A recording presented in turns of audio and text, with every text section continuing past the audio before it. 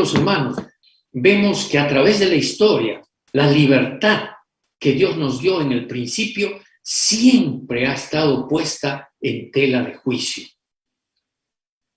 Pero nosotros sabemos que en los últimos tiempos volverá la intolerancia religiosa en contra de los hijos de Dios. La palabra de Dios dice que en los últimos días la persecución y la intolerancia religiosa volverá a suscitarse en contra del pueblo de Dios. Así que nosotros conocemos perfectamente el resultado de la intolerancia religiosa. Y esta intolerancia religiosa, queridos hermanos, volverá a darse nuevamente en una magnitud realmente tremenda. No es por meter miedo, no es por hacer exageración, es simplemente decir lo que enseña la palabra de Dios. Vamos a hablar del capítulo 14 de la libertad religiosa aquí en el libro Servicio Cristiano. ¿Cuál es la filosofía de la libertad religiosa? El uso de la fuerza y la coerción son enemigos de la auténtica religión. Dios acepta el homenaje y la adoración solo cuando se dan libremente. Aunque todos los derechos humanos son de gran importancia, la libertad religiosa es singular y de especial significación. Tiene que ver no solo con la dimensión interhumana, sino también con la relación de la persona con Dios, el Creador.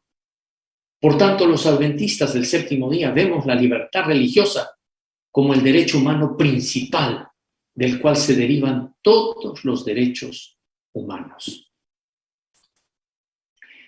¿Qué incluye la libertad religiosa? Incluye el derecho humano fundamental a tener, adoptar o cambiar de religión o sus creencias religiosas de acuerdo con la conciencia individual y a manifestar y practicar la religión individualmente o en comunión con los otros creyentes, en oración, devociones, testificación y enseñanza, incluyendo la observancia de un día de descanso y adoración semanal en armonía con los preceptos de la religión adoptada, sujeto a la consideración de derechos equivalentes para los demás. También incluye el derecho a publicar revistas y libros, gestionar escuelas y colegios de iglesia en todos los niveles, mantener otras instituciones, ejercer el control eclesiástico de la doctrina, nombrar ministros y oficiales de iglesia sin interferencia externa y el derecho a tener contactos internacionales regulares e interrelación con correligionarios y organizaciones de la iglesia en todas partes del mundo. Queridos hermanos, el punto crucial de la lucha en los últimos tiempos será la ley de Dios. La ley de Dios constituirá el nudo de la gran lucha que origina el conflicto entre Cristo y sus ángeles por una parte y Satanás y los suyos por la otra. Y esta será una lucha decisiva para todo el mundo.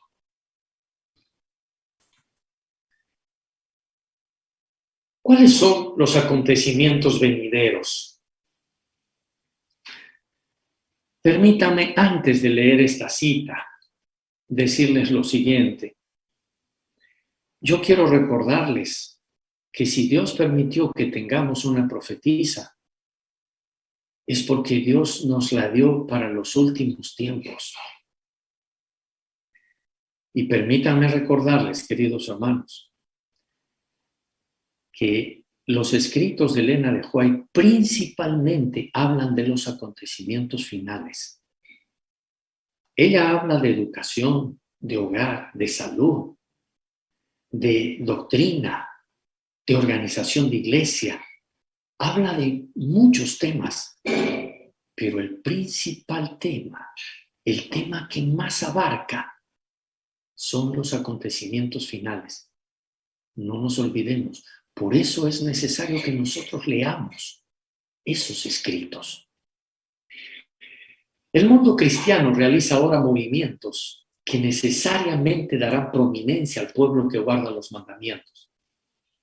Hay una sustitución constante de la verdad divina por las teorías y falsas doctrinas de origen humano. Se están iniciando movimientos para esclavizar las conciencias de los que quieren ser leales a Dios. Los poderes legislativos estarán en contra del pueblo de Dios. Toda alma será probada.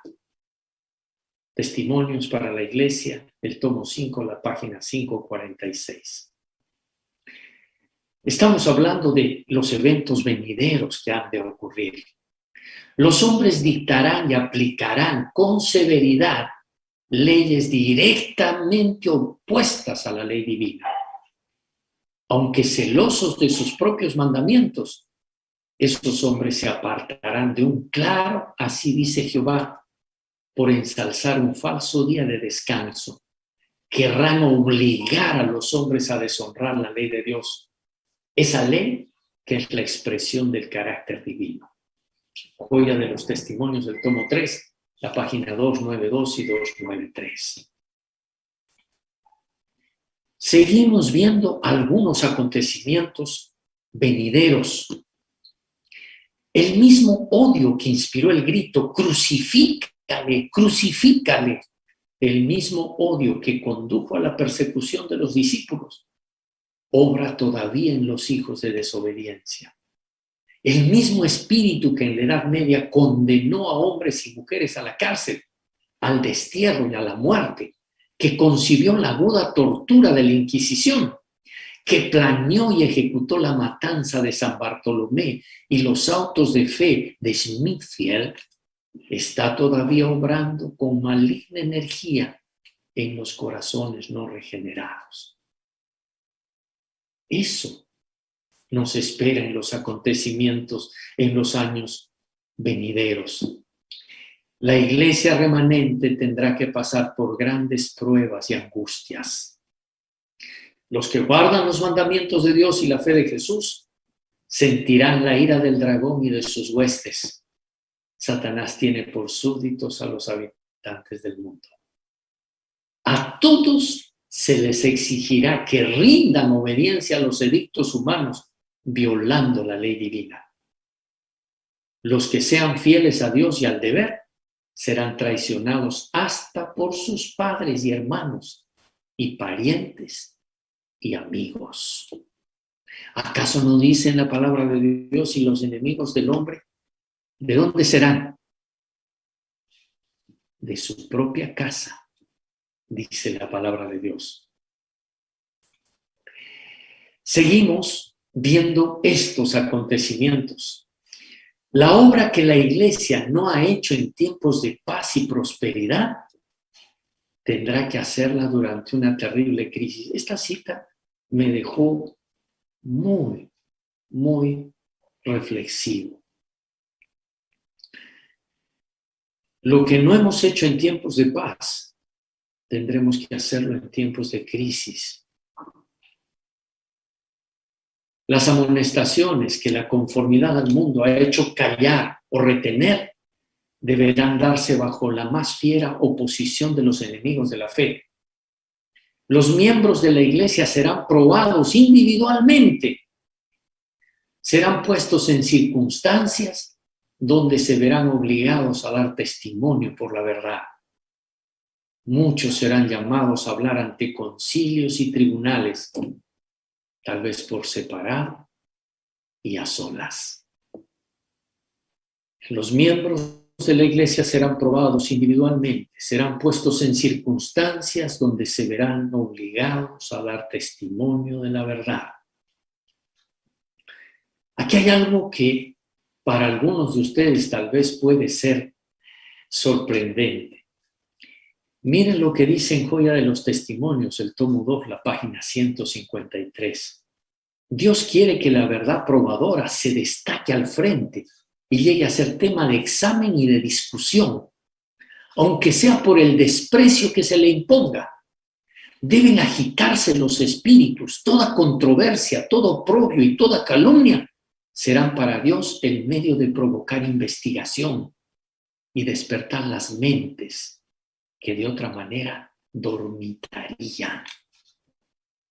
Dice, es el medio de provocar investigación y despertar las mentes que de otra manera dormitarían. La persecución es esencial para eso. ¿Por qué no hay persecución? El apóstol Pablo declara que todos los que quieren vivir piadosamente en Cristo Jesús padecerán persecución.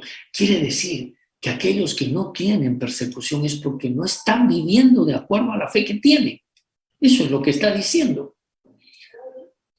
¿Por qué entonces parece adormecida la persecución en nuestros días? El único modo es que la iglesia se ha conformado a las reglas del mundo y por lo tanto no despierta oposición. La religión que se profesa hoy no tiene el carácter puro y santo que distinguiera la fe cristiana en los días de Cristo y sus apóstoles. Por eso no hay persecución. ¿Qué nos hace pensar esto, queridos hermanos? Una reflexión muy profunda para nosotros. Cuando nuestra nación, dice ella, en Testimonios del tomo 2, página 318 y 319, abjure de los principios de su gobierno, de tal manera que promulgue una ley dominical, en este acto el protestantismo dará la mano al papismo y con ello recobrará vida la tiranía que durante largo tiempo ha estado aguardando ávidamente su oportunidad de resurgir en activo despotismo. No está lejano el tiempo en que, como los primeros discípulos, seremos obligados a buscar refugio en lugares desolados y solitarios, así como el sitio de Jerusalén por los ejércitos romanos fue la señal para que huyesen los cristianos de Judea. Así la asunción de poder por parte de nuestra nación, los Estados Unidos, con el decreto que imponga el día de descanso papal, será para nosotros una amonestación. Entonces será tiempo de abandonar las grandes ciudades y prepararnos para abandonar las menores en busca de hogares retraídos, en lugares apartados entre las montañas. Significa, queridos hermanos, que nosotros tenemos que ser conscientes que en algún momento tenemos que salir. Pero si vamos a esperar el último momento, justo cuando se dé el decreto, y recién yo querer salir, recién querer vender mis cosas, y recién querer buscar un lugar donde ir, será un poco tarde. Nosotros tenemos que vivir conscientes de esta amonestación que es para nuestro tiempo. ¿Cuáles son nuestras responsabilidades y deberes del pueblo de Dios? Como pueblo, no hemos hecho la obra que Dios nos ha confiado. Eso dice Joya de los Testimonios, el tomo 2. No son mis palabras. No estamos listos para la crisis que nos impondrá la promulgación de la ley dominical. Es deber nuestro, mientras vemos las señales de que se acerca el peligro, levantarnos y obrar. Nadie se quede sentado en serena expectación del mal. Elévense oraciones muy fervientes y luego trabajemos en armonía con nuestras oraciones. Lean estos libros que ella ha escrito para amonestarnos, para prepararnos, para que nosotros podamos estar apercibidos. Seamos conscientes de lo que tenemos que hacer en este tiempo.